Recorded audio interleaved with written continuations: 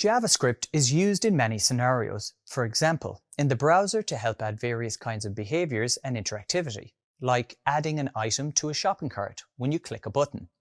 On the server, it can be used to power up websites, communicate with databases, and provide a native feel to web apps.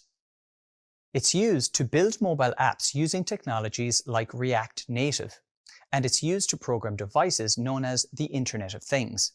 In a nutshell, JavaScript is everywhere. This means that there are many different use cases for JavaScript. And with these different use cases come different implementations, each geared towards solving a particular problem. For example, in the early 2000s, different companies built internet browsers and were referred to as browser vendors. However, with different browsers came different behaviors with various discrepancies between other browsers. This resulted in developers sometimes having to write separate JavaScript code for different browsers.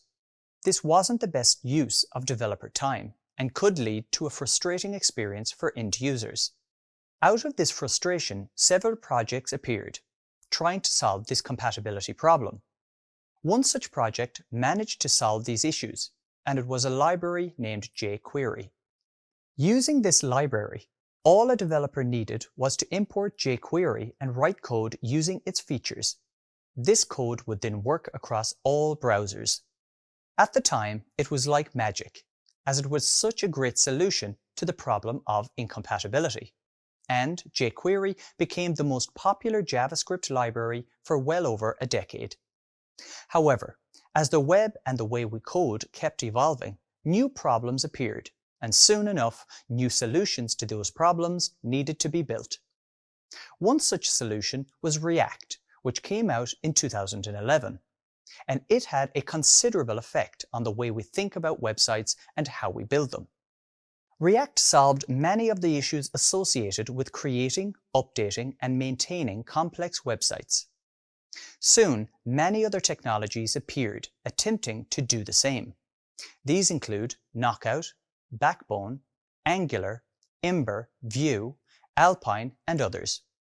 With millions of websites containing JavaScript code from different versions and libraries, there is a lot of old code. This is known as legacy code. While you probably won't use jQuery to build a modern website today, you might still come across it in a project that is still actively running. But don't worry.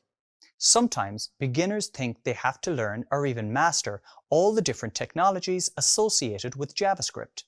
However, that's not really necessary. To be a well-rounded developer, you need to learn and master the basics of plain JavaScript without the frameworks. Once you have this foundation, the pathway will become easier for you to learn a framework built on top of JavaScript, such as React.